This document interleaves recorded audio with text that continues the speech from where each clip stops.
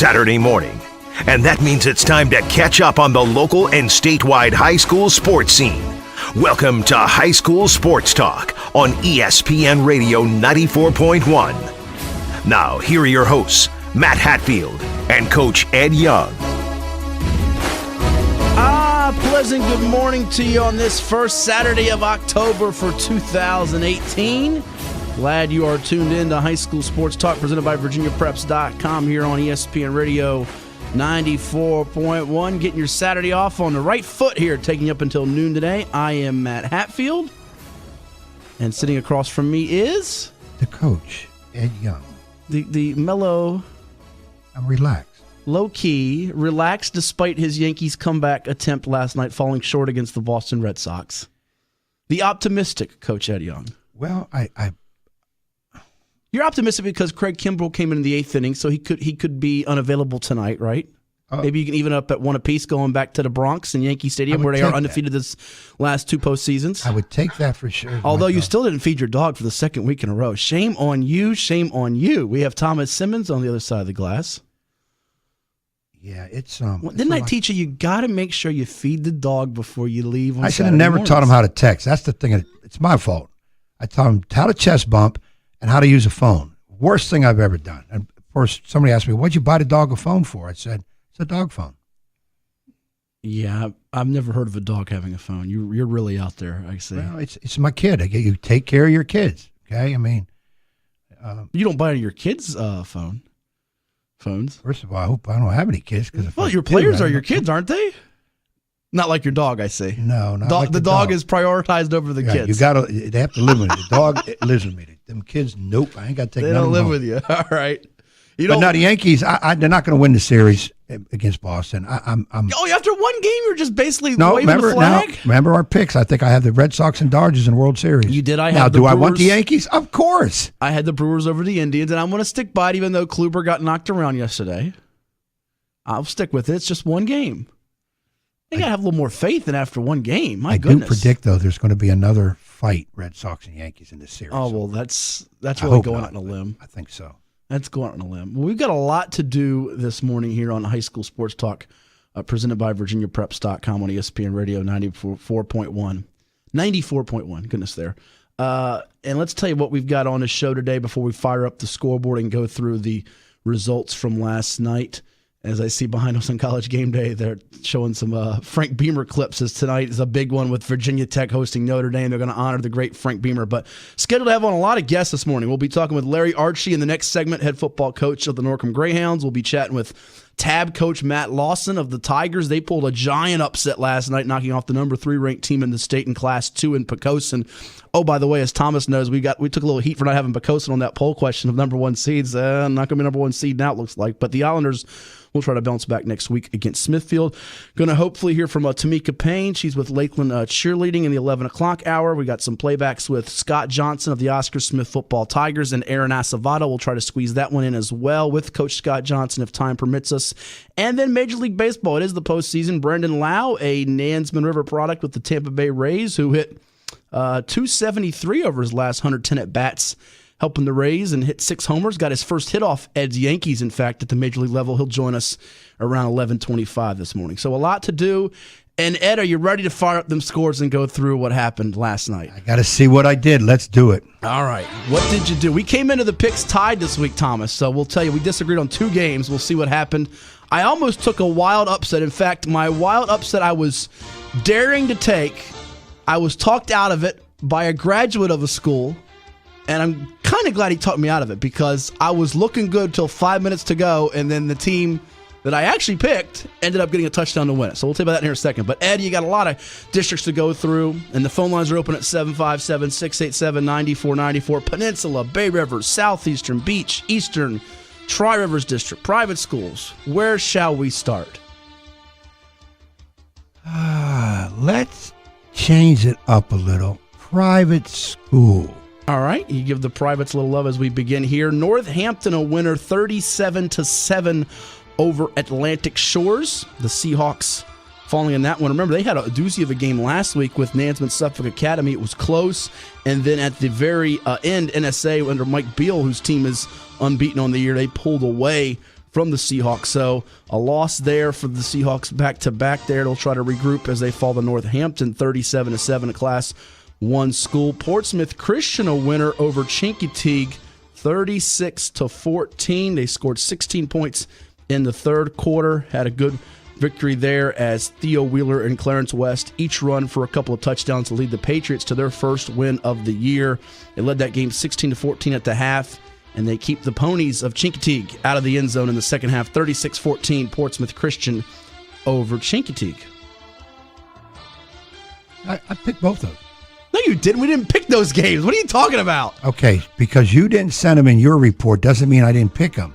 I sometimes go other games that you don't pick and see if I know what I'm talking about. So who's going to validate that while you're making things up on the fly, as usual? There's a thing called trust, and if you don't have it, I don't have it with you, my in friend. your relationship, if there's no trust, you have nothing. Well, we don't have anything. Something is wrong with you. Thank you, That's Stephen exactly A. what I'm trying to tell this guy. This guy. Problem with this guy. Yeah, let me tell you something. We have nothing. We have no trust. We have nothing. I guess we have somewhat of a relationship. Who knows? So there you have it. Northampton, Portsmouth Christian win. That takes care of the private school action. Thomas, your Crusaders didn't play last night, I don't think, did they, Bishop Sullivan? They were off, right? I think they're off. They're getting back on that Saturday schedule a little bit sometimes. Yeah, I don't. We'll check about that. I'm not sure they play. They played some top-notch competition. We got an effort getting Chris Scott to coach on. We haven't had him on the program in a while. So there you have it. All right, at private schools, we went through that. Where are we going next? Or do you want to mix in the Tri-Rivers with the privates? Because we do that a lot. You want to throw them out real quick? Put Tri-Rivers in it. All right, the Franklin Broncos, 27-18 over Brunswick. Here's something we forgot to bring up earlier this week on the 757 at 6, which you can hear weeknights from 6 to 7 p.m. on ESPN Radio 94.1 with yours truly and Thomas Simmons, Kyle Hightower, occasionally Coach Ed Young when he's available. Shameless plug. Draylen Ford, remember we had him in studio, the Old Dominion commit? Well, he's no longer an ODU commit. He decommitted from the Monarchs this week, the tight end defensive end for the Franklin Broncos. And as our own Marcel Mason on VirginiaPreps.com reported, he has now committed to play his college football in the ACC at Wake Forest. Ooh. Wow. That's a changeover. Okay, ACC, I'm sure that's a big step up from Conference USA, but dang it, I want him to stay. The Monarchs are supposed to gain recruits locally after beating Virginia Tech, not lose one. Yeah, that's surprising. It is surprising. Nonetheless, Franklin gets a win, 27-18 over Brunswick. Franklin is ranked in our Virginia Preps state top 10 rankings. They came in this past week, Ed, at number 6 in the state at 4-1. They moved to 5-1. Parkview, the Dragons of Parkview and South Hill, victorious over Sussex Central 36-8. It's a young team for Curtis Jefferson and the Tigers this year. Greensville victorious 42-24 over Littleton Parker's Southampton Indians. Again, Greensville 42, Southampton 24. And Windsor in a wild ball game over Surrey County 33-32. Windsor gets the W over Surrey. That was your zany Ed Bay Rivers district style game of the night. You love those down to the wire photo finishes. Well, Windsor, the Dukes, they got the W over Surrey 33-32. I didn't pick that one. I had Surrey. I had Surrey by 2. Oh, nice to know you're honest for a change. What have I never been honest? Come on. How much time we got in the show, Thomas? Do we have enough time? No, don't put it out there that I'm the bad guy. I didn't pick that game. Let's give Kip Holloway some credit as he had the touchdown to win that one there for Windsor. There you have it. A wild back-and-forth game. Surrey went 75 yards on a sweep to retake the lead. Malik Lee had a kickoff return. It was a crazy fourth quarter. Windsor gets a win, 33-32 over Surrey. And that was a program that was downtrodden for a while, starting to show some improvement. Yeah, was it just a year ago or 2 years ago, they were taking major whoopings, and now they're starting to give out, even though that's not a whooping game, but that's a heck of a game against a very athletic team. Excuse me. 757-687-9494 will get you in here on High School Sports Talk presented by VirginiaPreps.com. You can hit us up on Twitter, too, at HS Sports Talk 941, HS Sports Talk 941 if you want to do that instead of calling, but we also encourage calls, too, at 757-687-9494. You can get in line behind our good buddy Keith in Smithfield, who we'll talk to in just a little bit. So where are we going to next, Ed? Let us move to Eastern.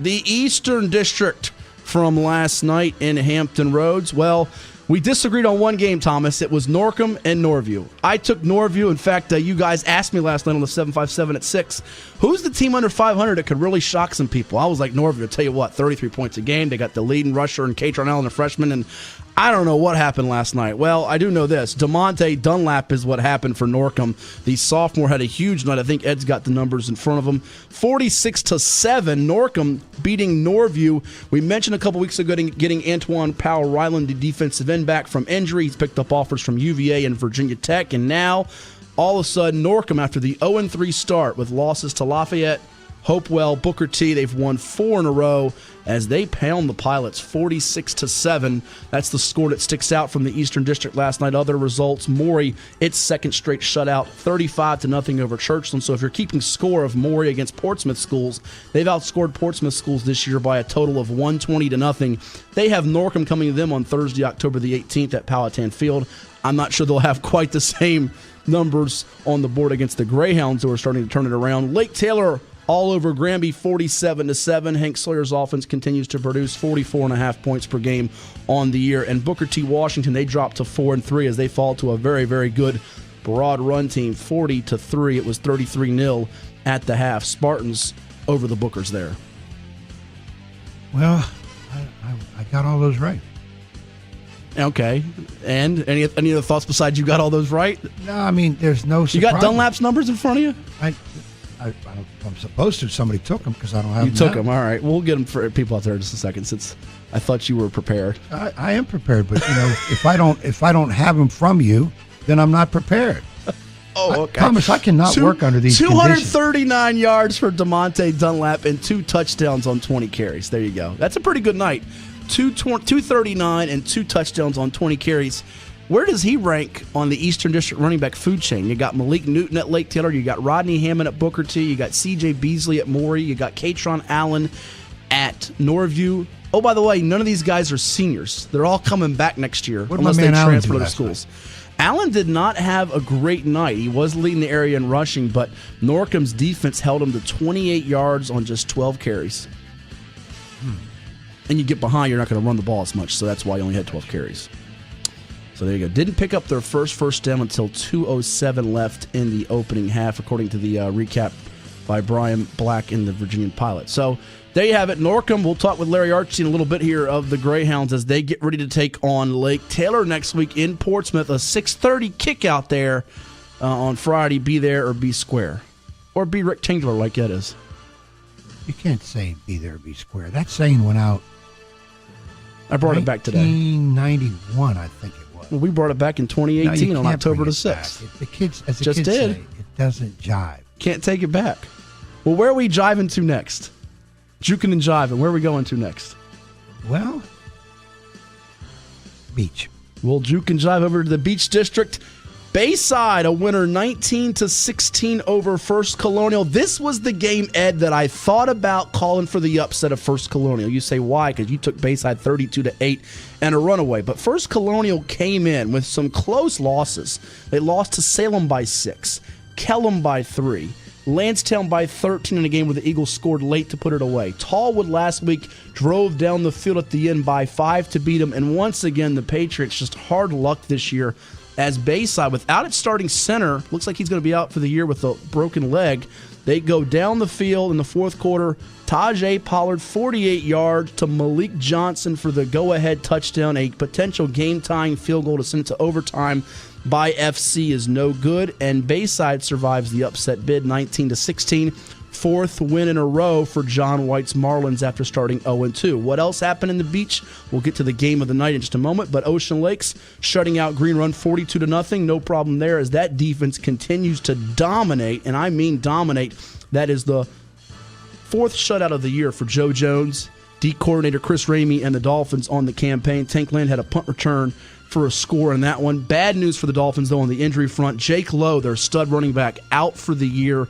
Second straight season with a torn ACL. Remember, he transferred over from Bishop Sullivan last year, had a torn ACL in the opener, was having a fine senior season, and he tears the ACL again. So our thoughts and prayers and best wishes go out to Jake Lowe. Not just a good football player, but a fine young man. A great family support over there, too, at Ocean Lake. So, unfortunately, the Dolphins will have to make a state title push without Jake Lowe. They stay unbeaten as they get ready to take on Bayside next week. What else happened in the Beach District? Princess Anne, they avoid being the victim of the Kempsville losing streak snapping. They defeat Kempsville 34-6 as it was a great performance from the sophomore Tony Grimes. He has more than a dozen offers. He had a 40-yard touchdown reverse, a 44-yard touchdown sweep as PA notches their second win of the year, 34-6 over Kempsville. Also in the Beach District last night, 34-14 Cox over Kellum. How about Tavion Robinson, the Virginia Tech commit? We're hoping to have him in studio on the 757 at 6 coming up either this week or next with Coach Bill Stachelski. The Virginia Tech commit becomes the all-time touchdown leader in Cox football history. Kudos to him. He breaks the record held by Cole Johnson, who's now at James Madison with 55 career touchdowns. They were tied. He now got more than that. He's up to 58, I believe. So kudos to Tavion setting the single-season school record as Cox breezes by Kellum 34-14. And the game of the night in the Beach District, in some regards, might have been the game of the week in the Hampton Roads area. It was Lancetown, it was Salem, and Thomas. It was the second disagreement that Coach Ed Young and I had. And I tell you what, Lancetown, I got to give Tommy Riemann and his boys a lot of credit. Last week, I didn't think they had much of a chance against Ocean Lakes. They proved me wrong. They almost won that game. Their quarterback was on his back a lot. Their defense played great, led by Tavion Land. They came up short 10-6. They turn around and play another physical, and I do mean physical, hard-nosed football game, and they come up short. Salem a winner, 13-7. They were dominant in the statistics, according to what Eddie Hendricks had on our high school football scoreboard show. Box score you can find on the Facebook page. 303-110, Ed. Salem outgains Lancetown. They were down 7-0 at the half, but they outscored them 13-0 in the third quarter, and they win it 13-7 behind touchdowns from James Rogers, 57 yards, Amori Morrison, a 1-yard sneak. You had Lancetown, I had Salem, so we're all knotted up. Well, the game, I think I flipped the coin 4 times. Should have done it 5th time. You might have got the other result. Yeah, I would have went tails for Salem, but tough one to call. Not overly surprised. I just went Lancetown, and they dominate on statistics, but that game, obviously 13-7 is not one of my type of games, but 2 great teams with defense. I like that. But now we have to talk more about Salem. We do, and time of possession was comfortably in favor of Salem, 32-43 to 15-10. I said last night if Kalen Black plays, Salem wins. If he's limited or they don't, I would go with Lancetown. Well, Kalen Black didn't play, and Salem still won. So I think that's, to me, Ed, a real sign of what this Salem defense under Coach Sean Wilson is made of. We've raved about the Ocean Lakes and Lancetown defenses, and rightfully so. They came into last weekend giving up less than 5 points per game. Well, here we go. 6 games through, Salem's given up just 36 points. That's 6 points a game. Their defense, without a signature defensive recruit for the next level, has been lights out all year. So other than that, everything else went according to plan. Do we need to pay a little more attention to Bayside? Much like Norcom, we wrote them off after the bad start, 4 straight wins. Young team trying to get their identity. I really thought this would be the game that they would explode offensively.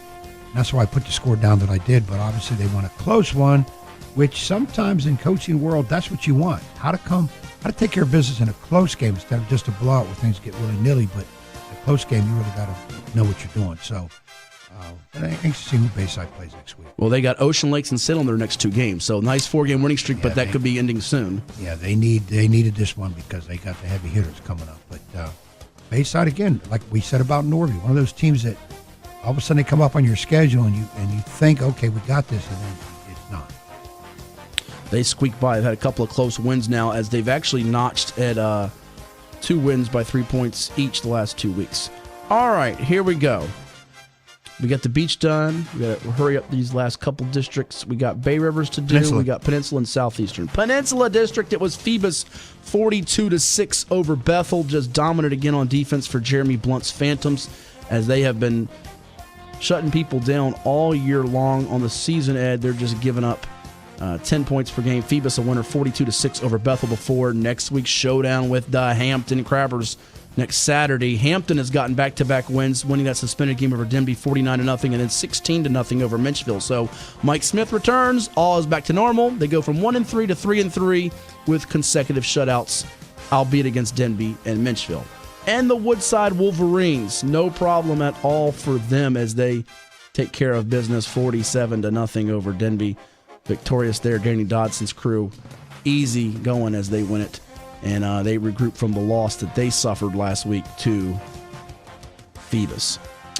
Not a whole lot in the Peninsula because you got some games today, Ed. You have Warwick and Gloucester at 1 o'clock over there at John B. Todd Stadium. And then the game I'll be at later today at Darling Stadium at 2 o'clock, Heritage and Kickingham.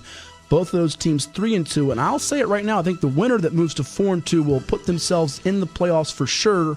Kickingham trying to get there in Class 5, Heritage attempting to clinch a berth in Class 4. Yeah, I don't think any surprises in terms of what happened. It is interesting that Mike Smith is back, and it looks like Hampton just, jumped the hurdles all of a sudden real quick to get back there. So it'll be interesting to see what they do the rest of the way.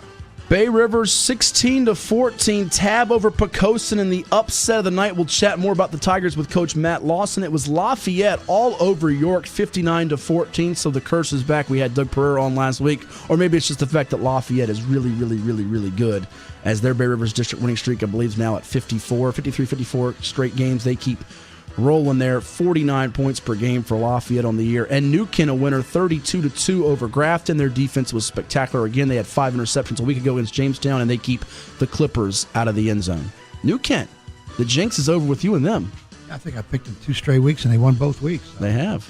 We're okay with each other. We made up. And in the Southeastern District, before we go to the phones and take a break, it was Grassfield over Western Branch, 21-7. A couple of block punts helping the Grizzlies get their second win in a row, and they have Lakeland and Hickory on deck, chance to make it 3 and 4 straight wins and thrust themselves back into the playoff picture in Class 6 Region A. Kings Fork recovers from their loss last week to Nansemond River, a 52-6 win over Great Bridge. Indian River 70, yes, Indian River 70, Hickory 3.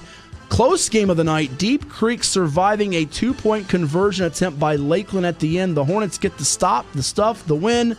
Hornets 27, Cavaliers 26 as Deep Creek moves to 5-1 on the year before they take on Oscar Smith. And what about those Tigers?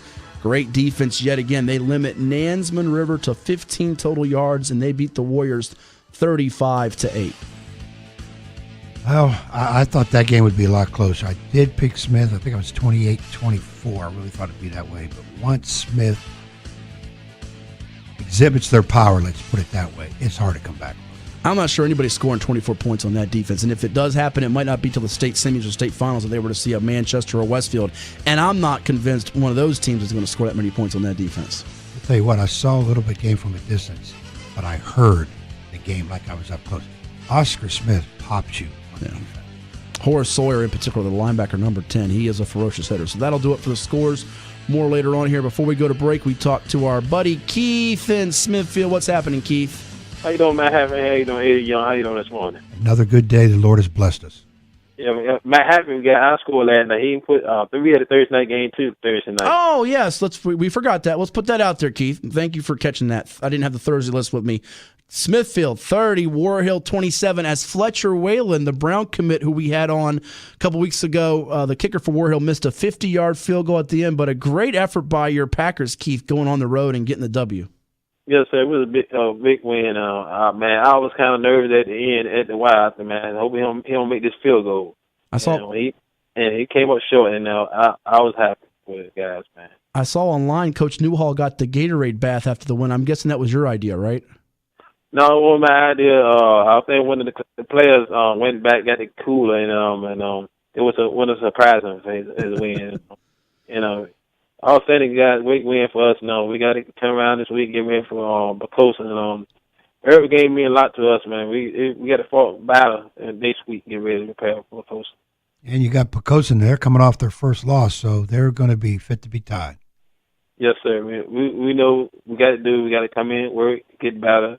Every game, every week, you get better. Well, you moved up from the 8th seed in the playoff projections to the number 7 seed by my math right now, ahead of Churchland, who lost to Maury last night. So you get another win against Poquoson there. You could keep on moving up the ladder in the Region 4A playoff picture. Yes, sir. We're going to try hard, work hard, and get ready, get the weight room, and get the guys ready for that Poquoson game. It's going to be a battle. Yes, sir. And also last night, I went up to the other side of Richmond last night. To see how the Spring played, and them jokers can ball over there, man. Yeah, them jokers, they can ball. Highland Springs, 3-time defending state champs, Keith, they're mighty, mighty, mighty good as they took care of business over Hanover last night. But I'm sure Lauren Johnson's thinking we had one of our less than spectacular games as they beat Hanover only 48-7.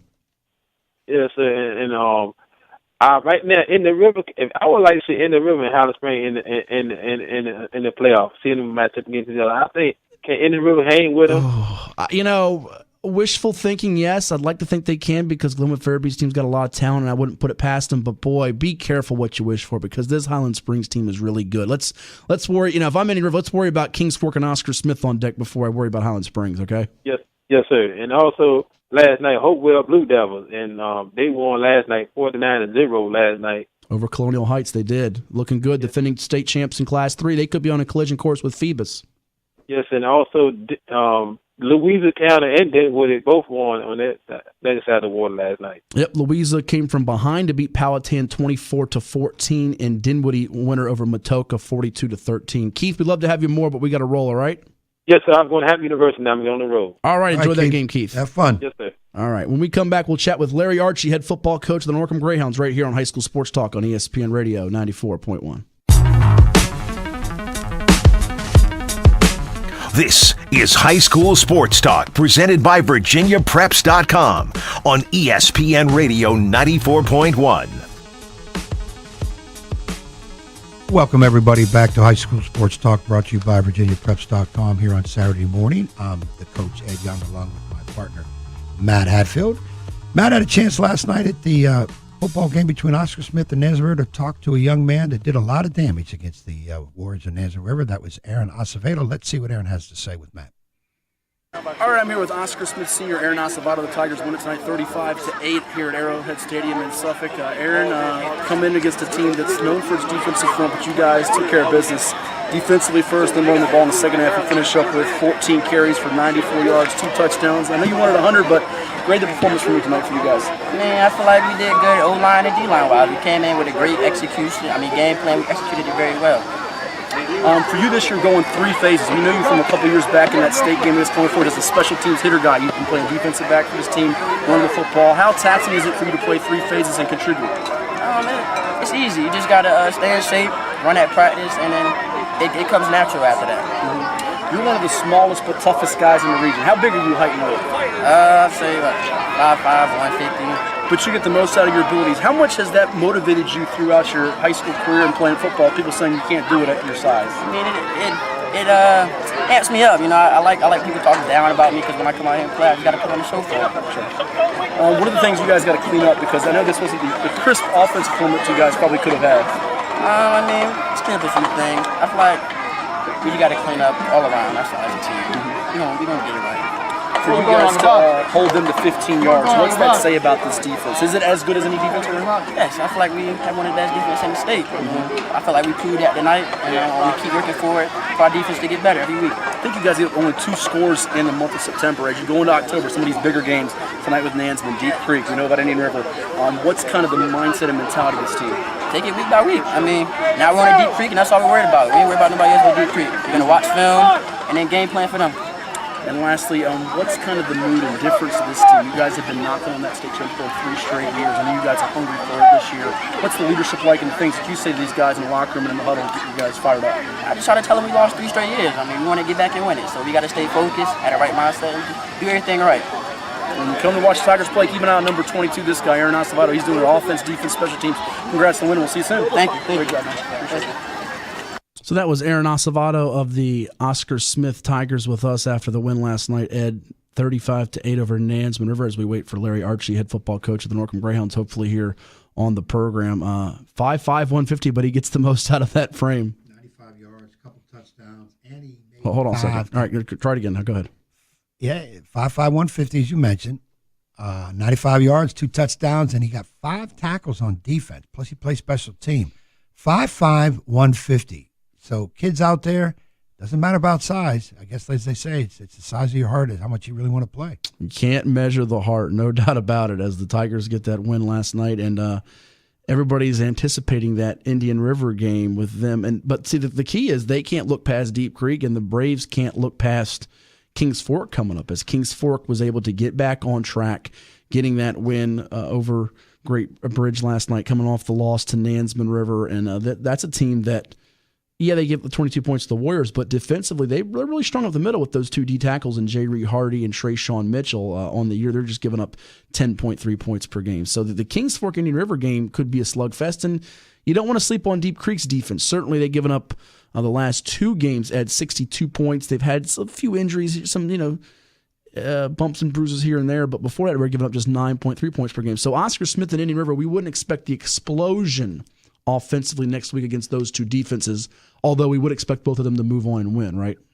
Yeah, I think they will. I think Kings Fork presents more of an issue for Indian River than Deep Creek does Oscar Smith. Why is that? Is it those two D tackles, Mammoth guys up front with Hardy and Mitchell? Yeah, and I think Oscar Smith, and that's no disrespect to Deep Creek. Watching Oscar Smith last night, they are finely tuned. They hit, they execute. When they have penalties, it's not because they don't know what they're doing. It's because they got overzealous. It's kind of a dumb penalty. Sure. Some teams, they just don't, sometimes they screw up and they get penalties. But Oscar Smith, they hit you hard on defense. They're in the right places. They know what you're doing. They game plan extremely well. That's not to say that Indian River doesn't. I just think Kings Fork is a little bit more formal opponent for Indian River than Deep Creek will be for Oscar Smith. But then again, that's why you play games on the field, so they got to do something. But this is a week that coaches don't like because everybody is starting to talk Indian River, Oscar Smith, and that tends to make players forget about who's in front. But both those coaches staff to make sure those kids know who they're playing. Well, and it's a huge opportunity for Kings Fork and Deep Creek to not only play spoiler for that big matchup and put a blemish on the mark for the team, but also help their own situation in Class 4 Region A, where they're chasing the likes of unbeaten teams in Lake Taylor and Lafayette, two high-scoring machines on offense, and they would rather play them on the road if they could at home if they could rather than on the road, and it's going to be, I think, really hard for that to take place, Ed, with the way the thing's situated. The one thing I would ask you is, in Oscar Smith, not just playing lights out defensively on the year, offensively coming into last night, they were averaging 421.8 yards per game on offense. How many yards did they have last night against Nansemond River? This one's going to surprise you, I think. I'm going to say 128. Only 192. They did not move the ball a whole lot offensively against the Warriors' defense. So I'll be fascinated to see what happens as they start to see some of these tough defenses as well. They might morph into a team that wins some of these low-scoring ball control type of games, which we're not used to seeing them. We're used to seeing them playing those shootout type of games. Well, not even shootout type of games. Throw the ball deep with their receivers type of games, and it could be a little bit different stylistically for Oscar Smith than what we've seen in recent years when they've dominated. Yeah, I agree with that. I think a lot of times in the past, of course, they've had the guys that can throw the bombs. They do a lot of the sideline type passing that can get you yardage. So, but then again, they can crunch you too because they're formidable up front. It's one of the things that I think it's underrated about Oscar Smith. I think for years has had a very good offensive line that doesn't get the credit it deserved. And of course, defense, you really, really got to know what you're doing because they rack you up on defense. Unable to connect with Larry Archie right now. We'll try for later on here in the program. When we return, we are scheduled to be joined by the head football coach of the Tabb Tigers. That is Matt Lawson right here on High School Sports Talk presented by VirginiaPreps.com. Only on ESPN Radio 94.1. Now back to High School Sports Talk on ESPN Radio 94.1. Presented by VirginiaPreps.com. Here's Matt Hatfield and Coach Ed Young. Back here on the program, we have a special guest on the line. His team got a big win last night. It might have been viewed as the upset of the night as they knock off the number 3 ranked team in the state in Class 2. We're talking about the Tabb Tigers, victorious over their rivals from the Bay Rivers District, 16-14. And we say good morning to Coach Matt Lawson as his team wins it on a kick by kicker Joseph Kim. Coach, that had to feel sweet last night, didn't it? Yeah, that was a great win for us last night. Coach, are you out there? Kids have been working real hard. Hang on, we're trying to connect here with Coach. Coach, can you hear us? Yes, I can hear you. How did that win feel last night? I imagine it had to be sweet. Yeah, that's a big win for us. Obviously with the rivalry game and how well Pecoson's been playing. And it's been a close game for several years for us with those guys. And, yes, it's a big win for us. And I imagine on a personal note, you had to feel great for your kicker, Joseph Kim. I know he took it hard after that loss to York, 21-14. He missed a kick there, but he redeems himself in a big way. Yeah, he missed that kick at York, and then he also missed the extra point to tie the game up there in the fourth quarter for us too. That put us behind, and so we were still able to get him in there and get a chance for him to win a game for us, and he completed it for us. What'd you do to tell your team that, we had a chance in this ballgame going in? Certainly it can be tough. You've been hard luck in a couple of close losses. You had that great comeback against New Kent where you were down 18-0, but you came in just 1-4 on the year. How did you keep your kids motivated and focused and upbeat going into this matchup against a very good undefeated Poquoson team? Well, I think first of all, my kids kept me motivated and upbeat, to be honest with you. Monday, after the loss to Smithfield, Monday was really tough on me, and wondering what, like with the close game to York loss, and just, wondering what we need to do, and talk to my captains, and they're like, we're just having fun. Let's just keep playing. It's a simple game. Just play and have fun. And so I didn't have to work a whole lot for my kids. Like I said, they did more work for me than they were just like, Coach, you're making too much of this. We're all right. We're just going to keep playing and having fun. And they did a great job with it. And they kept that going even last night. We kicked off to Poquoson, and they run the ball right down our throats and score right away on the first drive. They stop us on our drive, and then they run it down through almost to the goal line again, and we get a strip and a recovery fumble by Joel Martin, and we're in a ball game. And the kids kept going, and they had a great time. Third time was a charm. They couldn't hold the leads against York and Smithfield, but a great win last night for the Tabb Tigers, 16-14 over Poquoson. And we're chatting with Coach Matt Lawson of the Tigers here on High School Sports Talk, presented by VirginiaPreps.com on ESPN Radio 94.1. Ed? Hey, Matt, congrats on that big win last night. And I was listening to you. As a coach, I picked what you said. Very interesting. You're frustrated a little bit, a little down after those close losses, but you talk to your kids, and all of a sudden they throw something back at you like, hey, Coach, we're okay. I mean, all right, we didn't win the game, but we're okay.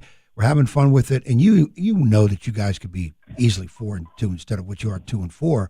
But I think that had to feel good in terms of, okay, so it's not a whole lot of maybe what I'm doing wrong, because as coaches we beat ourselves up. It's just the fact that luck didn't go your way in a couple of those games. But now you get this big win against Poquoson, who was the number one coming in. Now how do you feel it helps the psyche of your players now as we go into that second half of the season? You're right. You're right, Coach. It does set us up really nice. Our kids believe in themselves. They believe in themselves when we were 1-4, and going into the Poquoson game, we got another hard game this week with War Hill coming up, and it's just one game at a time, and just keep believing. And our kids are doing a great job with that, and I'm looking forward to finishing out our season and seeing how things go. Well, now as we get into this, let's talk about some of your players in terms of. Let's maybe highlight some of those seniors first, but, talk about your kids, and let's go on the offensive side of the ball. All right. Offensively and our team, it starts, our team starts with Zach Coltsnow. He's our guy right now, offensively and defensively. Plays tight end for us. Had 3 great catches last night. One of them was for a touchdown. Another one was for a second and long and late in the game and kept a drive going for us. And then the third one was a screen that Poquoson was waiting on the screen to him, and him and the quarterback, Emmett Marks, figured out a way to get together and make a play. And Zach does a great job for us, and just love got a great academic kid. He's got a 4.4 GPA, 1340 SAT, and just a great player, and real excited for him. Coach, is he getting any of the college interest? He's got, a bunch of colleges are looking for him to, maybe come and do a recruited walk-on deal. As far as football goes, he's a three-sport athlete. He was state champion in shot put, both indoor and outdoor this last year. And then he's, all-region player on the baseball team. And he was as a sophomore, and he had a little bit of bout of mono during this last baseball season, but people are looking at him for either one of those sports, and so with his grades, he is looking to go play one of those sports. He's not sure which one he wants to play yet, but he is looking forward to participating in some athletics in college somewhere. Sounds like you'll have some choices. What about some of your other kids? On the offensive side of the ball, our center, Ryan Scheck, he runs our offensive line and just does a great job. We had a real hard time last night with Precocia's defense, a really good defensive team, and Ryan led us through that. We had to make some adjustments on what they did with some of their blitz packages for a run game, and we were able to do that and get enough run game out of it to win the game. And so Ryan Scheck, he's our center. We have our right tackle, Justin Carson, another 3-year starter for us. Him and Ryan have started 3 years in our offensive line, and they're doing a great job, and just really looking forward to them to finish out their senior season. One of our wide receivers, Ty Powell, he's great blocking wide receiver for us, which again in our wing T is real important in our run game. So those are our seniors on offense that are doing a great job. Jimmy Simmons, another one of our seniors actually, running back, scored 3 touchdowns against Smithfield. Does a good job running the ball, and then Tyrese Petaway, fullback for us, just a good hard-nosed runner at fullback for us. Chatting with Matt Lawson, he's the head football coach of the Tabb Tigers, victorious last night over Pocosin, 16-14 to knock the Islanders from the ranks of the unbeaten. It's High School Sports Talk, presented by VirginiaPreps.com on ESPN Radio 94.1. Tabb taking on War Hill next, and we'll chat about that here in a little bit. But, Coach, flipping over to the defensive side of the ball, I know Cold Snow is a big mainstay for there. Who are some other guys to watch out for you defensively? Yeah, defensively, Zach Cold Snow, of course. Jacob Baylor at one of our outside linebackers. He leads us in tackles for a loss with 11 tackles for a loss this year, and does a great job on the edge versus the outside run, and even can fall into the inside run if need be, and does a great job against our spread teams too of reading quarterback and making plays out there. Joel Martin is a junior for us, plays safety for us, and has 2 picks, leads us with 2 picks, has had 2 big highest point picks the last 2 weeks to stop some big plays, one for Smithfield, one for Pocosin last night, and just looking forward to what he does for us out there. In our defensive line, we run a 3-4 defensive line that with smaller guys that move a lot. And Carlos Mason is our guy there that he's about 185 pounds, 190 pounds on the defensive line, but makes a lot of plays for us and takes on 3 and 4 blockers at a time to keep him off Zach and to allow Zach to make plays. And playing that 3-4 defensive alignment there, Coach, you've had some close games with Pocosin in recent years, and you've been in tight games this year, so that probably prepared you for the fourth quarter and it being a close ball game. Did you have to make any tweaks knowing what Pocosin does with their wing T? It was just a matter of being fundamental with tackles and getting takeaways. The takeaways were huge for us, making fundamental tackles, but the takeaways were big for us. They run the wing T, we run the wing T, Lafayette runs the wing T, Smithfield was running a little bit of the wing T early on, so we've been preparing for this. Next week we're going to play War Hill, who runs the wing T. So we keep preparing for it every week. We can practice ourselves a lot of times in the Bay Rivers District right now the way it is, and so that makes us better offensively and defensively. Coach, I know you mentioned some your key players. How about a kid that maybe preseason you weren't thinking a whole lot of, but now he's coming through and doing some things that the coaching staff really notices? One of the kids that I think would fit that would be Tyrese Petaway, a senior for us. Like I said, I wouldn't really preseason having him thinking that he's going to be playing a whole lot offensively for us at fullback, and he's really stepped up. We had injury early on, and to Jimmy Simmons was injured out, missed a couple games, and Tyrese stepped up and has been able to do a great job there, as well as maintain his play on defense in our defensive line. And so I would say Tyrese Petaway is one. We're getting a lot better play than maybe what we anticipated at the beginning of the year. What's this do for you guys in terms of the playoff situation? I know going in to last night, you guys were on the outside looking in for Class 3 Region A, but I would imagine there's a little extra energy this morning as you guys woke up and the team and you guys communicate through text and huddle and all that good stuff. What's kind of the mood right now? I mean, our kids are excited. I don't know about playoffs necessarily. We've only won 2 ball games so far, so we're going to have to win a lot more games yet to do anything like that. And especially since in 3A, we got some really good teams in 3A in Hopewell and Phoebus and Booker T. Washington and IC Norcom and Petersburg this year, that let alone Parkview South Hill, who's going to have a probably pretty good record, and York as well. That you're going to. I think in 3A we're probably going to have a winning record. So we got to get into the playoffs, and we're going to have to continue to play good football to even start worrying about playoffs. Chatting with Matt Lawson, head football coach of the Tabb Tigers here on High School Sports Talk, presented by VirginiaPreps.com on ESPN Radio 94.1, coming off a 16-14 upset of Poquoson last night. And not to sleep on those teams you got after this week with Grafton, Bruton, and Jamestown, but how much is this War Hill game the game where you say, guys, we need this one to talk about playoffs? When you look at it, I guess if you're looking at it that way, maybe.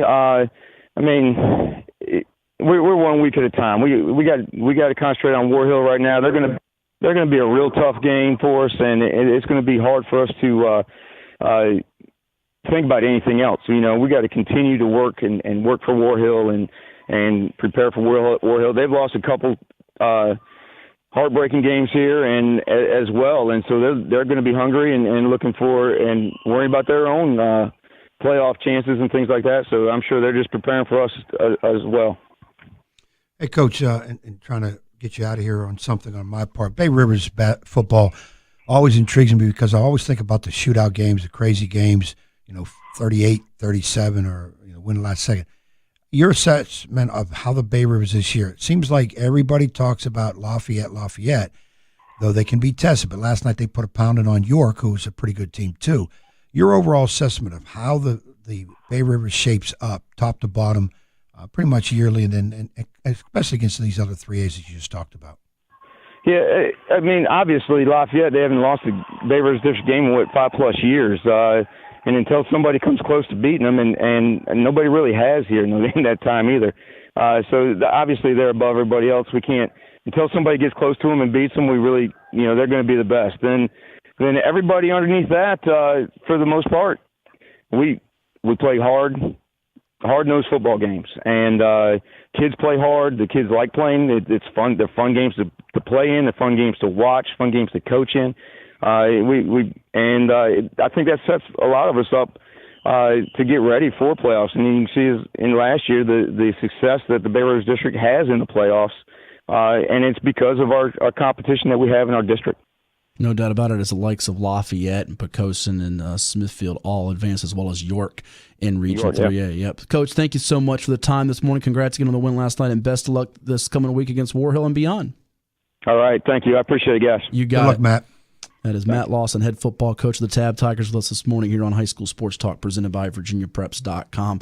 Ed, I tell you what, to me this is, I know he didn't want to say it, this is their play-in to the playoffs game because, again, not to be disparaging against Grafton, Bruton, and Jamestown. Bruton hasn't played but a few games because of low numbers. Jamestown's only win was over Grafton on the field, and Grafton's coming into last night, actually through last night, only 2 touchdowns on the year through 5 games. So those are all very winnable games for Tabb. And after beating Poquoson last night, you would think that War Hill, they can play with them and have a chance to beat them. So to me, this is, if they're going to go from outside to in, this is the game they got to win. Well, we're looking at what?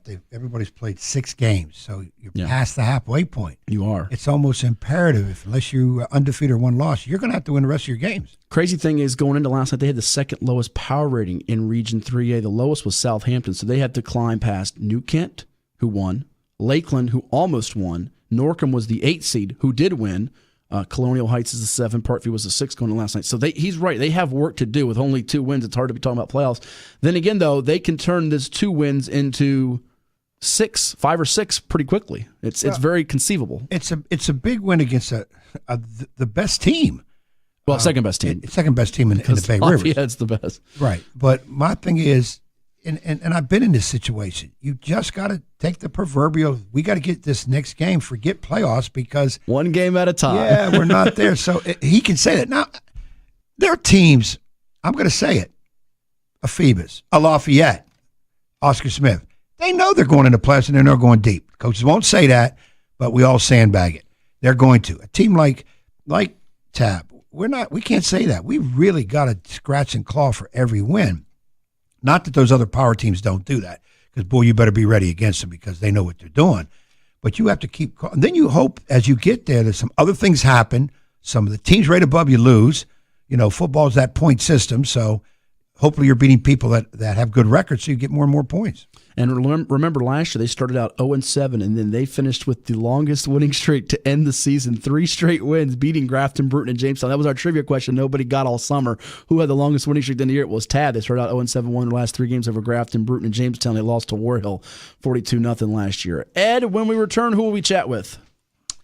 I'd like to say that we got one of our favorites, Mr. Brandon Lowe, Tampa Bay. No, that's the following segment. Oh, yeah. Man, I'm excited. I want to talk baseball. I want to talk baseball. Well, we do have one of our favorites. Yeah, you're right, and she's going to fuss me out when I said that. After you said that, yeah. I'm waiting for Brandon Lowe, but I want to talk to Miss Tameka Paine. We got Tameka Paine, Lakeland cheer coach. We got Norcom football coach Larry Archie. We're going to hear from Scott Johnson, Oscar Smith, and Brandon Lowe of the Tampa Bay Rays. A lot to do. 1 hour in the books. More to do on High School Sports Talk on ESPN Radio 94.1. Yo, Pierre, you want to come out here? This is High School Sports Talk, presented by VirginiaPreps.com on ESPN Radio 94.1.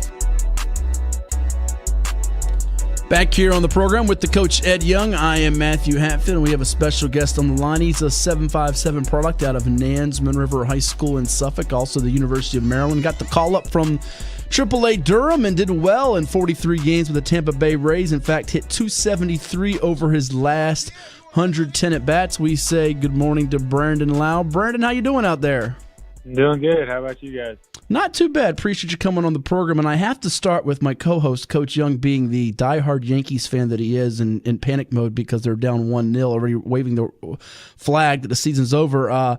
Your first hit came against the Yankees in a game where you had a couple of runs batted in, actually 2 hits. So how would you describe that feeling, and is it any sweeter being that it came against the Yankees? I don't know if it was any sweeter coming against the Yankees. It definitely played a part that, my first big league hit was in Yankee Stadium. It's an incredible atmosphere, an incredible stadium, but I don't know, it was just a huge weight lifted off my shoulders to finally get that first one out of the way. Did you get the ball, Brandon? Of course I got the ball. Okay, good. Make sure, because in New York, that's not a given automatically. Yeah, no, they're very nice about it. Got the ball right off the field as soon as it happened. Awesome. Well, I got to know this, too, because you were tearing up at AAA Durham. You get the call up, and there's high expectations, and you were hitless your first 19 at-bats before you finished up on a strong note. So what's kind of the feeling there? Were you worried about getting sent back down to the minors, and what calmed the jitters or put your nerves at ease? I think I was just trying to do too much. I saw, what I was doing in AAA and in AA this year, and I was like, oh, man, I got to do that and amplify it because I'm at the big league level. Like, I have to prove that I'm supposed to be here. And I was tensed up, trying to hit the ball too hard, trying to do too much. And some of the guys sat me down and, talked to me during BP or before the game. It's like, you need to relax. Like, you're supposed to be here. And finally, when I got that first hit out of the way, it really calmed everything down. Brent, I got to ask you, you got to put us through this. Go back in time where you got the call. I'm imagining your minor league manager at Durham either brought you in or called you. What was the mind process? And take us through that, your immediate feelings, and then the trip to where your first game was, and then kind of a little bit of a feel of being a big leaguer. I mean, we were on the road at the time in Charlotte playing the White Sox organization. And my manager texted me, he was like, hey, are you at the hotel? We have to talk. And, my first thought was, oh, man, I'm in trouble. Like, I did something wrong. And he showed up, knocked on the door, and I opened the door, and it's him and my hitting coach. Both had these huge smiles on their faces. And at that moment, that's the thought that I was possible. Like, there was a possibility I was going to go to the big leagues shot through my head. And he told me that, and it was 11:45 at night. I was getting ready for bed, and as soon as he told me that, I was re-energized. It was almost like I had drinking like 4 cups of coffee. Like I was extremely excited, and I called my wife, called my family, and they told me to try to get some rest. Your flight's gonna be early in the morning, and I probably got an hour of sleep. Like it was worse than being a kid on New Year, or Christmas Eve. Like I was so excited, just ready to get going, and the next few days were a whirlwind.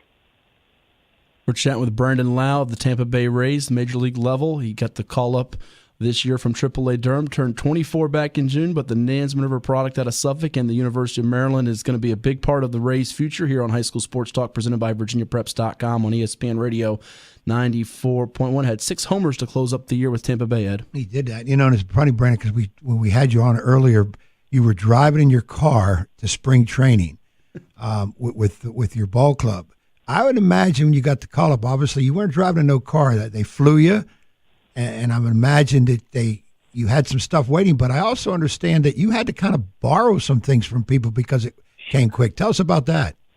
Yeah, so the first game, we were at home when I got called up, or the Rays were at home, but we were on the road in Durham, so I didn't have any of my home stuff. I had gray cleats, gray batting gloves, like all this other stuff, and I kind of looked around the clubhouse. I was like, hey, is anybody a 10 and wouldn't mind lending me their cleats for a few days until my stuff shows up? Because, they had to pack up my locker in Durham and ship it down to Tampa.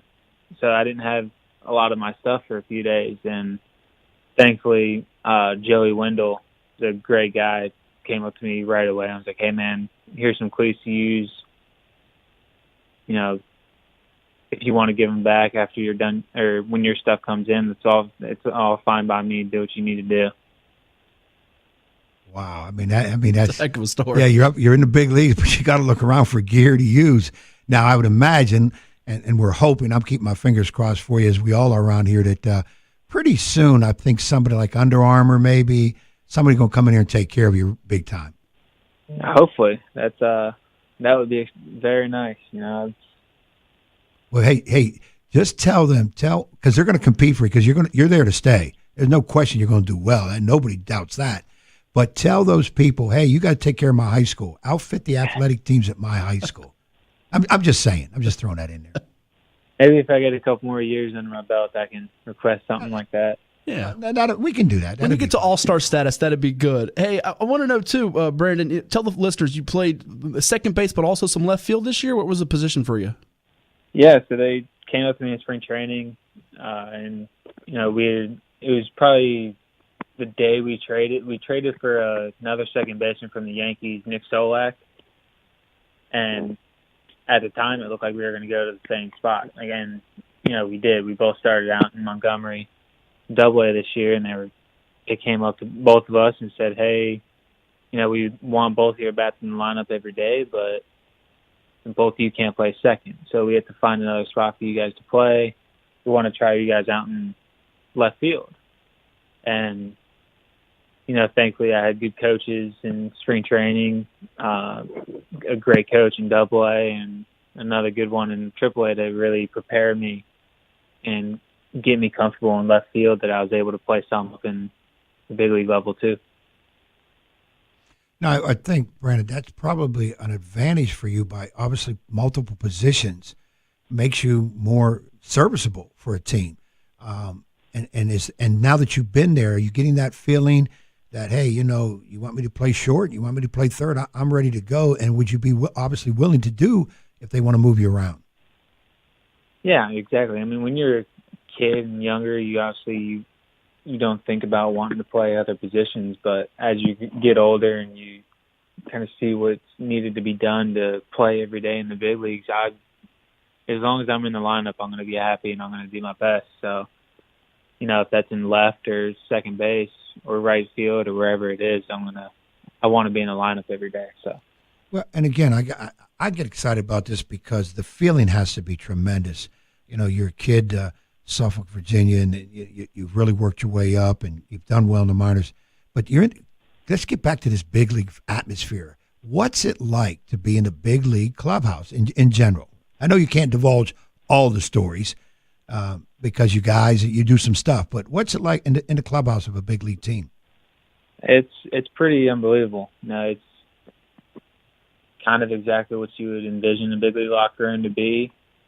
Everything's nice. It's good food, good lockers, beautiful weight room.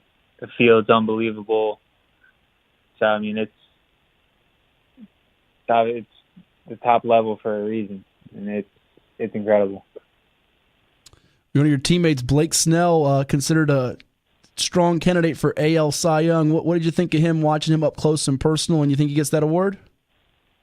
I think if he doesn't get the award, there's something wrong. I mean, he was absolutely filthy. And, I mean, you look, he's got a sub-2 ERA, 21 wins. I mean, he was extremely impressive this year. Yeah, I got to think he's the leading candidate. Somebody asked me the other day what I thought, and I said, well, he's got to get it. Now, Verlander making a strong run late, and of course he's in the playoffs, but you got to go by regular season. You can't put playoffs in there. I think he's a good candidate for that. Who stands out for you, Brandon? Who gave you? You mentioned Joey Wendell. Who is that? The go-to guys? Is there a particular guy that was like, hey, this guy is really neat to get to know, and he's been very helpful? Honestly, it was pretty much anybody that was in the locker room at the time. Anybody that had more service time than me has that kind of information. And, anytime you can pick somebody's brain that has those experiences is going to help you. And, I asked, Matt Duffy, Kiermaier, I talked to Gomez all the time, just people that have been in the league for quite some time and just get their views on things and their ideas and try to implement that into my game. You mentioned Gomez. A lot of places he's been, he's rubbed some people the wrong way. He's been in some fights in that, but obviously you mentioned his name as somebody who's come out to help you. Yeah, I mean, he's a great guy, honestly, and he obviously has had some struggles in the past. I feel like people get the wrong read off him on that, but when I got there in my first couple of days, he came out to me in the outfield and kind of told me what he thinks when he's out there, and the things that helped him when he was trying to get comfortable out there, and things he does now, and really gave me some cues to look back on that I wouldn't have had unless I talked to him. Hardest guy to go against pitching wise so far in the majors? Oh man, everybody's pretty dang good. Everybody has stuff. It's pretty tough to pick just one. There was a lefty from Baltimore that made me look pretty dumb. I keep forgetting his name each time, but I remember the at-bat like it happened yesterday. So I'd have to say him, but if I remembered his name, I'd tell you. We'll find that. We'll get that. You mentioned Yankee Stadium. I'm not going to gloat on my Yankees.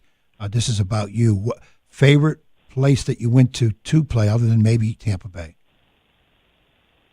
My favorite place on the road had to have been Boston. It was tough to say growing up as a Yankee fan, but the atmosphere was just on the next level there. And, it was even after days that it rained for most of the day. Still a sold-out crowd. Everybody's cheering and yelling. And it was an exciting area, an exciting place to play. Well, in batting practice, you trying to put them off the green wall? Yeah, try to hit them off the monster, yeah. Okay, I figure everybody tries that. It's right there. I mean, it's almost like you can reach out and touch it, but it's still a pretty decent poke for you. Well, Brandon, what's ahead now for you? Obviously, your season's over. What is your mindset or things you'll be doing right up until spring training late February? Just trying to improve on everything that happened this year. I want to be better in defense, get better with the bat, obviously, get back in the weight room, get stronger so you can, play harder for longer, and it's just, improve on the year that you just had. Now, do they do like to sit you down, the guys sit down and talk about going into the season for next year, like a exit interview and stuff? They do any of that? We didn't have any of that this year, no. Chatting with Brandon Lowe out of Nansemond River High School in Suffolk and the University of Maryland here from the Tampa Bay Rays in the Major Leagues here on High School Sports Talk presented by VirginiaPreps.com on ESPN Radio 94.1. 30 hits and 25 runs batted in 43 games with Tampa Bay this year. Also had that 3-for-3 game with a 2-run double, another 2-bagger and a walk against the Yankees not too long ago. Before we let you run, Brandon, you going to be watching your Terps later today? I know they play Michigan in college football. Yeah, absolutely. Going to have it on TV here soon. Yeah, it starts in about 20 minutes. Before we let you run here, what do you think baseball here? You got a World Series pick for us? I watched the Astros game yesterday, and that lineup looked extremely powerful. So, I want the Indians to go. I know a few guys on the Indians, but it looks like the Astros are playing really good baseball right now. Who comes out of the National League? Man, I would say the Brewers. It seems to be everybody's trendy pick is the Brewers. They've been playing. They're hot right now. It's hard to stop a team that's playing this well. Well, you don't have to ask me, but I'm going to tell you, I'm going Yankees all the way, but I think Boston got them. No comment to that. He's good with it. He's good with it. That's the way to go, Brandon. Don't even respond. Hey, thanks, buddy, for coming on the program. We wish you continued success down in Tampa Bay, and we'll be rooting for you. Thank you very much. Thanks, Brandon. That is Brandon Lowe, the Nansemond River product. He had nothing to say to you about the Red Sox and Yankees here on High School Sports Talk, presented by VirginiaPreps.com. Attaboy, Brandon. We taught him well. You do know. I've already dreamt this. And he will, before his career is over, he will be a Yankee. No. He will be. I'm telling you, it's a lock. Write it down. It's a lock. Brandon Lowe, before his career is over, and he's got a long way to go, will play for the Yankees. When we come back, I'm going to give you a lock, a guarantee. We've got an interview with Scott Johnson of Oscar Smith, and we'll look at next week's games. Phone lines are open at 757-687-9490 for you got a chance to hop in here at 757-687-9490 on Ed Young and Thomas Simmons' favorite radio station. It's ESPN Radio 94.1. Now back to High School Sports Talk on ESPN Radio 94.1. Presented by VirginiaPreps.com. Here's Matt Hatfield and Coach Ed Young. And let's go to the phones at 757-687-9494 here on High School Sports Talk, presented by VirginiaPreps.com. We talk with Rick in Franklin. You're on ESPN Radio 94.1. Rick. Hey, how y'all guys doing today? Doing well. All right. My question is about the playoffs point system. Like with teams that are not filling the team this year, like Charles City, since they're not playing Southampton, does Southampton still get the power points from that? Good question. It's a case-by-case situation from what I understand, and I'm also equating this to Bruton because Bruton's playing some games they're not. So, for example, in Bruton's case, before I get to Charles City, the upper division schools, let's say Lafayette, they have decided to just cancel that game and divide by 9.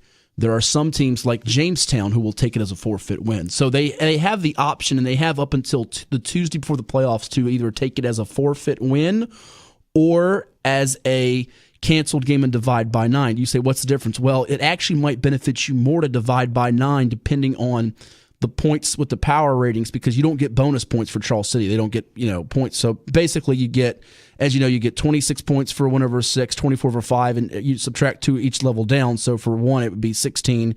You get 4 for a loss to a 1. You don't get any bonus points. So it might be better to divide by 9 as opposed to counting that game. To answer your question on what teams get, the best answer for you is just check the VHSL website and go to their power ratings updates on the football section every Monday or Tuesday, and that will tell you what happens for each team. All right, sounds good to me. No problem. Thanks for calling, Rick.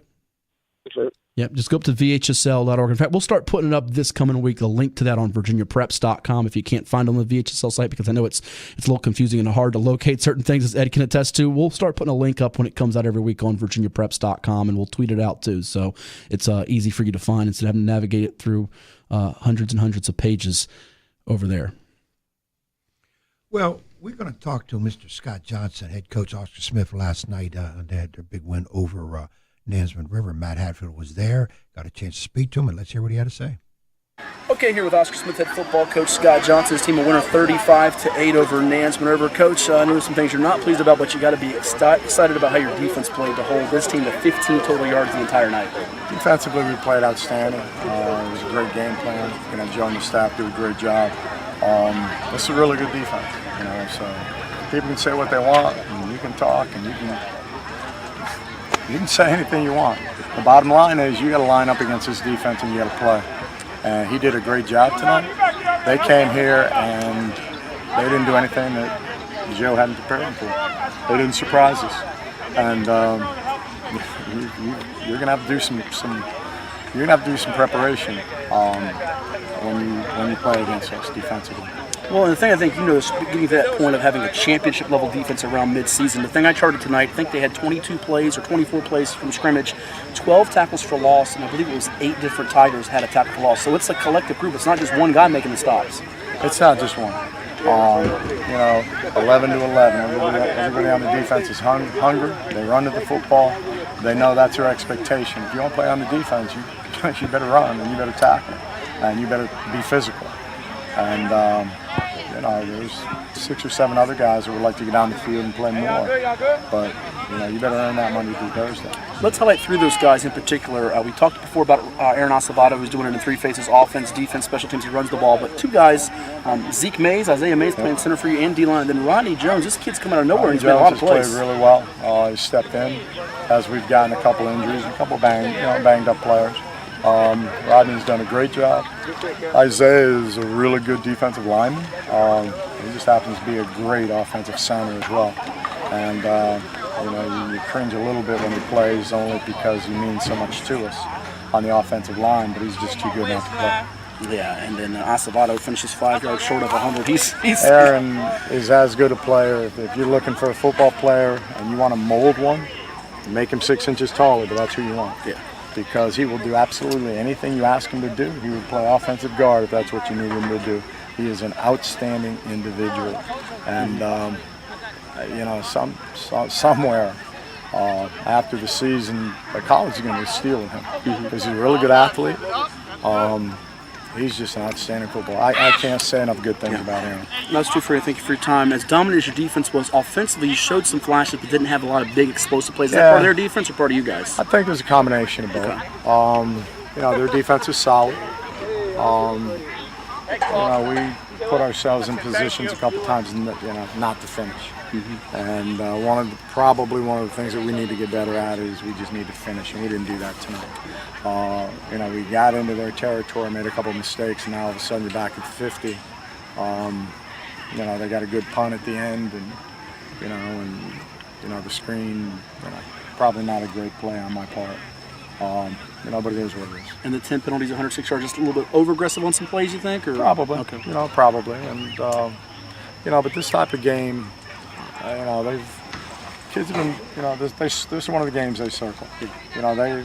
They knew on the ride over here that it would be a physical game.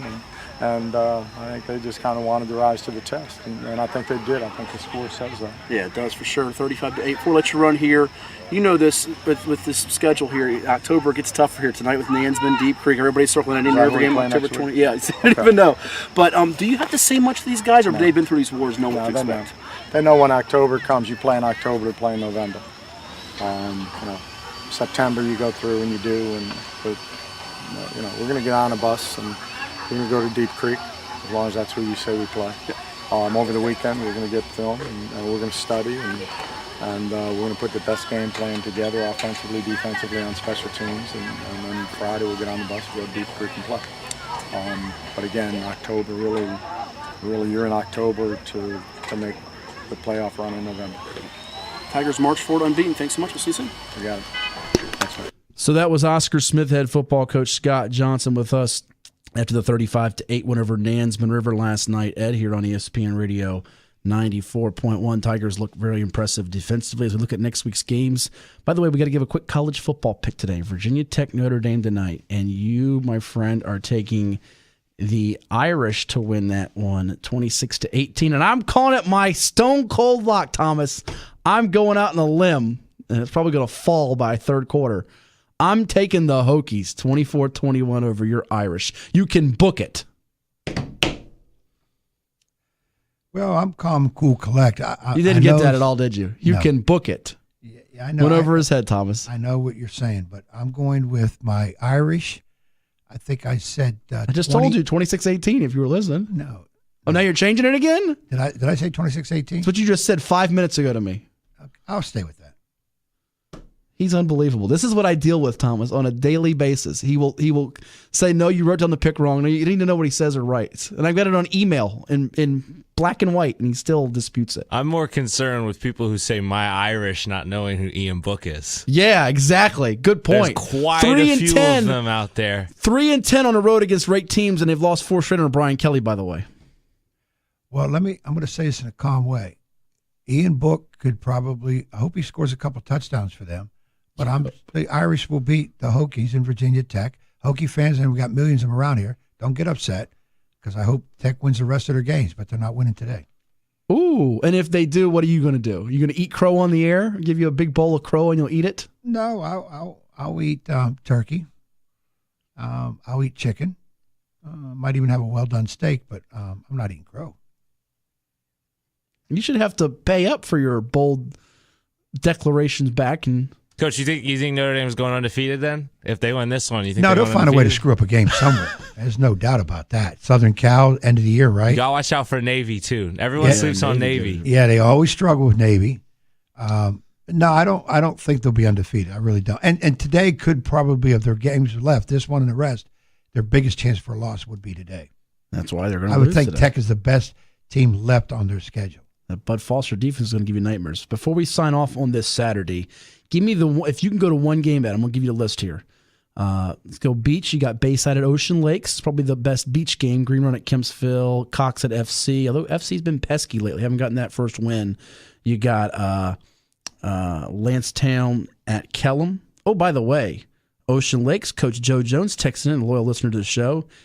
He said, tell him, shut up, the Hokies going to beat Notre Dame tonight. That's right, Joe. He's on my side. I like that. The unbeaten coach of the Dolphins. Joe, he's a former Hokie, by the way, too. You better be nice. I know. I don't want the one guy you don't want mad at you is Joe Jones because he can do some stuff. That's right. His team's doing a lot of stuff. They're playing great defense. But since he's nowhere near me right now, Irish beat Virginia Tech. I say if you're wrong, Joe can fill in for me 1 week and co-host and get you out of here for a week. That's what I say. There's time coming up I won't be here. You can do that. All right. Eastern District, Norcom Lake Taylor, I think, is the game to watch out for in that district. Yeah. Southeastern District game to watch out for is Kings Fork at Indian River. Bay Rivers, I like Pocosin at Smithfield. Peninsula, Phoebus Hampton next week. So you can see it on a Saturday at 2 o'clock, Phoebus Hampton. But if you can only pick one Friday night game, where are you going, Ed? Your options most likely, I think, would be Bayside at Ocean Lakes, Kings Fork at Indian River, Lake Taylor at Norcom. Am I missing one that you would pick over those three? No, I would go Kings Fork, Indian River. That would be the one you'd go to. I think that was there's a little bit more intrigue on that, I think. Now, Ocean Lakes is missing the running back. Jake Lowe. They have a good one, though, in Eli Snowden that's filled in nicely. They're not a one-player team. So no. They're not this far from one because of one player. Norcom, Lake Taylor, yes, but I still think Norcom needs a little bit more under their belt to get moving. Right now, Lake Taylor's full steam ahead. A lot of juicy matchups. And maybe if Ed's wrong about Tech Notre Dame tonight, he'll buy me a juicy steak. That'll do it. We thank all our guests for today. It was a jam-packed show. We had on Brandon Lowe of the Tampa Bay Rays out of Nansemond River. We chatted with Larry Archie of the Norcom Greyhounds.